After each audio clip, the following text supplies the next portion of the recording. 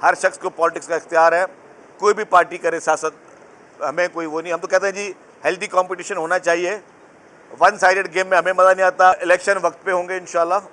और मोहतरम असद ज़रदारी साहब का एक बहुत बड़ा विज़न है, वो एक सीजनड पॉलिटिशियन है। मोहतरम असद ज़रदारी साहब, पीपल्स पार्टी की हुकूमत किस तरह संभाल के उन चीज़ों को चल रही थी, और आते ही एक शख्स ने इस मुल्क की मौशत को तबाह कर दिया।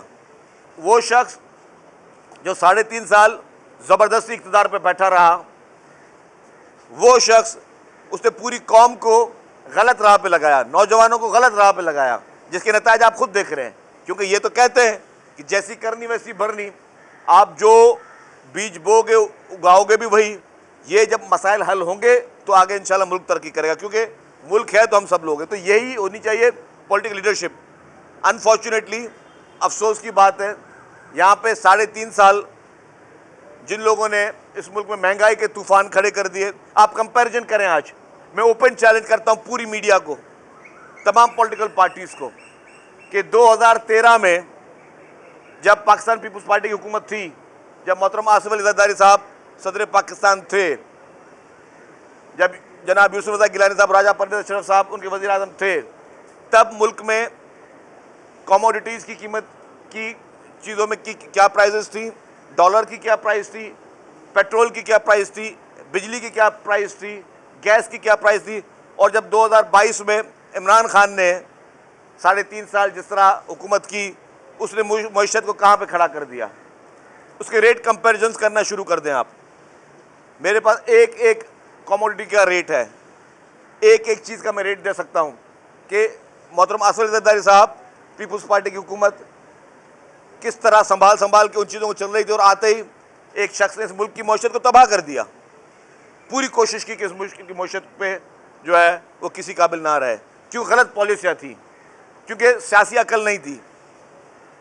वो शख्स जो 3.5 साल ज़बरदस्ती इक़्तिदार पर बैठा रहा, वो शख्स उसने पूरी कौम को गलत राह पे लगाया, नौजवानों को गलत राह पे लगाया, जिसके नतीजे आप खुद देख रहे हैं। क्योंकि ये तो कहते हैं कि जैसी करनी वैसी भरनी, आप जो बीज बोगे उगाओगे भी वही। आप जिस तरीके का माशरे में अगर इंतशार चाहते हो, तो उस इंतशार की आग कभी आपको भी लपेट में ला सकती है। तो जो भी उस शख्स ने इस नौजवान नस्ल के लिए किया, इस नौजवान नस्ल के साथ किया, इस मुल्क की इकॉनमी के साथ किया, मईशत को तबाह किया। मुल्क की मईशत को तबाह करना छोटा जुर्म नहीं है, संगीन जुर्म है मुल्क की मईशत को तबाह करना। और ये जुर्म उस शख्स ने किया। जो वादे उसने IMF से किए, बाकी जगह से पूरे नहीं किए, क्योंकि उसको पता था कि उसके पब्लिक के सामने उसने अपने आप को सुरखरू रखने के लिए, झूठा एक परसेप्शन क्रिएट करने के लिए वो इंटरनेशनल कम्युनिटी से झूठ बोलता रहा। और वही शख्स बाद में जाहिर हुआ कि तमाम संगीन जुराम में खुद मुलविस रहा है। तो ये फ़र्क है लीडरशिप का, कि हम कहते हैं कि जी मुल्क में वो लीडरशिप हो जो अवाम के बुनियादी मसाइल के हल करने के लिए बात करे। सिंध गवर्नमेंट भी 2-3 दिन में बजट इंशाल्लाह 10 तारीख को लाने वाली है, तो उस बजट में भी आप देखेंगे कि कोशिश ये होगी, प्रायोरिटी होगी कि पब्लिक के हर सेक्टर को किस तरह एड्रेस किया जाए। जो भी शख्स, चाहे वो रेडी चलाता हो, चाहे वो दुकान चलाता हो, चाहे वो मजदूर हो, चाहे वो किसान हो,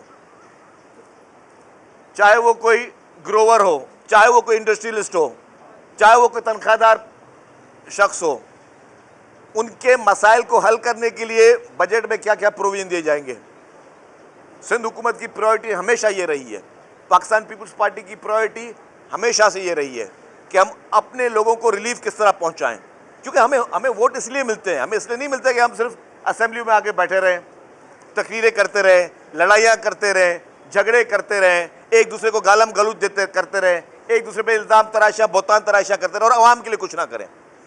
आपने देखा कि इस सैलाब में भी, इस बदतरीन सैलाब में, जब अच्छे भले लोगों के हाथ पांव फूल गए थे कि अब क्या होगा, हर तरफ पानी पानी, अब क्या होगा, उस सैलाब में पाकिस्तान पीपल्स पार्टी की हुकूमत है सिंध के वज़ीर आला, पाकिस्तान पीपल्स पार्टी की लीडरशिप, टॉप लीडरशिप ग्राउंड में मौजूद थी और सारे क्राइसिस को आहिस्ते आहिस्ते आहिस्ते आहिस्ते उसको टैकल करती रही। उस संगीन हालात में जहां लाखों लोग बेघर थे, तो पाकिस्तान पीपल्स पार्टी की सिंध हुकूमत लोगों को वहां पे पका पकाया खाना शुरुआत में दे रही थी कि पानी, रोड सारे गीले हैं, लकड़ियां जो है वो गीली हैं, लोग आग लगा के खाना भी नहीं बना सकते। उस वक्त पका पकाया खाना घर घर हर कैंप में पीपल्स पार्टी सिंध हुकूमत ने प्रोवाइड किया। अब ये होती है अवामी हुकूमत, अवामी सोच। तो जो अवामी हुकूमत होती है, अवामी सोच होती है, मुल्क का असल असासा वही होती है। मुल्क के लिए असल एसेट वो पार्टियां हैं, वो पॉलिटिकल पार्टियां जो इस मुल्क के लिए सोचें, मुल्क के अवाम के लिए सोचें, ना कि वो पार्टियां जो कि ज़बरदस्ती जिनको इक़्तिदार हवाले किया गया और उन लोगों ने हर तरफ तबाही तबाही फैला दी।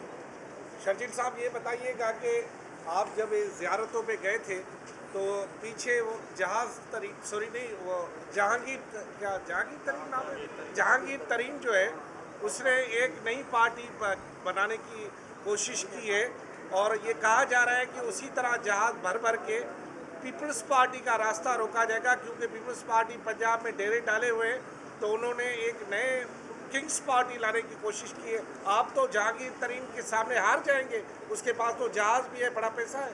जी बात सुने, हर शख्स को पाकिस्तान में सियासत करने का इख्तियार है, चाहे वो जहांगीर तरीन हो या कोई भी हो। और इमरान खान कम अज़ कम शिकवा ये नहीं कर सकता, क्योंकि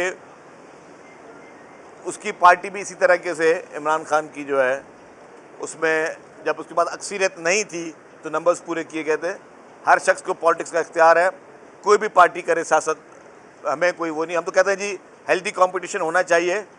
वन साइडेड गेम में हमें मज़ा नहीं आता। कभी पीपल्स पार्टी ने बैकडोर में आके कभी इक़्तिदार नहीं लिया।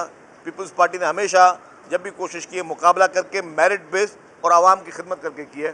तो पीपल्स पार्टी हर सियासी मैदान में, जमहूरी मैदान में जो है जमहूरियत के दायरे में रहकर हर किस्म की इलेक्शंस को और सारे सिचुएशंस को देखने के लिए तैयार है। जरदारी ने बयान दिया है कि मैं ना चाहूँ तो इलेक्शन नहीं होंगे, जब मैं चाहूँगा तब इलेक्शन होंगे। क्या मुल्क में टाइम पे इलेक्शन नहीं होने जा रहे?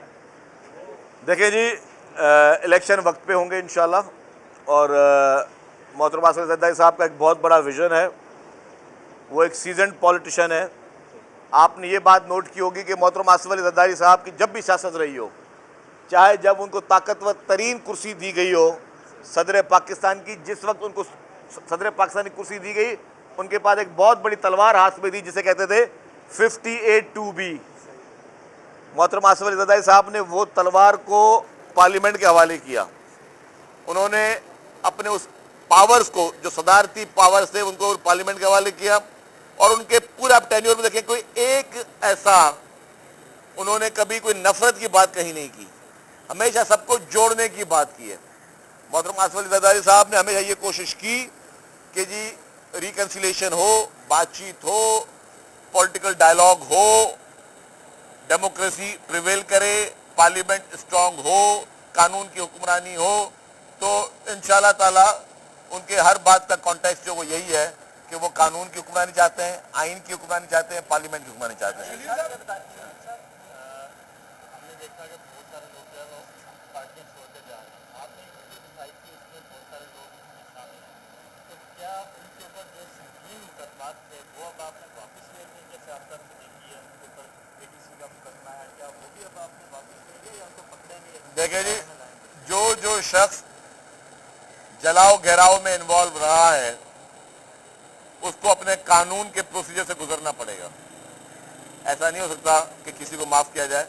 जो शख्स 9 मई को इस पूरे दंगे फसाद में, जलाओ घेराव में इन्वॉल्व रहा है, जिसने सरकारी इमलाक को, ज़ाती इमलाक को नुकसान पहुंचाया है, जो केसेस उसके ऊपर हैं वो उसने फेस कर रहे हैं, वो म्यूजिक उसने फेस करना होगा।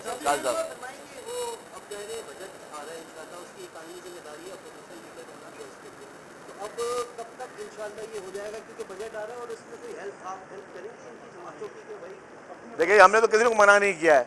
आपने देखा किसी असेंबली में नहीं लिखा कि जी फलाने मेंबर का दाखिला मना है, दरवाजे खुले हुए हैं। आप लोग मीडिया वाले बिल्कुल एन दरवाज़ों पे कैमरा लेकर खड़े हैं, जिस मेंबर को असेंबली में आना आए। अब अगर अपोजिशन लीडर खुद जो है वो डर रहा है, खौफ में है, टांगें काँप रही हैं और परेशान है कि हम असेंबली कैसे जाएं, भाई असेंबली दरवाजे खुले हुए। मैं as a information minister guarantee देता हूं कि असेंबली में आए, असेंबली में उनको कुछ नहीं कहा जाएगा। हाँ, अगर असेंबली के बाहर अगर कानूनी तौर पर कोई मुकदमा है तो वो उनको फेस करना होगा, लेकिन असेंबली में आए अपना जो किरदार अदा करना है, अपने ऑपोजिशन का किरदार अदा करना है, आपने तनकीद करनी है, आप आएँ तो सही, हम आपके लिए यहाँ पे वेलकम करेंगे, आपको रेड कारपेट दे देंगे आपको। आप सिर्फ असेंबली में आएँ, डर को छोड़ें, खौफ को छोड़ें, ये गिरफ्तारियाँ वगैरह ये सब जो है ये जेवर है सियासत का, तो थोड़ी हिम्मत करें, थोड़ी हिम्मत दिखाएं। कानून की बात की, मरकजी मुलजिम को जो है वो अदालत रिहा कर रही है। दूसरा, कल बड़ी बैठक हुई, उसके बाद जो मौजूदा हुकूमत है और बड़ी बैठक वाले वन पेज पे हैं या नहीं, और मरकजी मुलजिम के बारे में जो उनको अदालत ने डिस्चार्ज किया। कौन से मुलजिम को? डॉक्टर यास्मीन।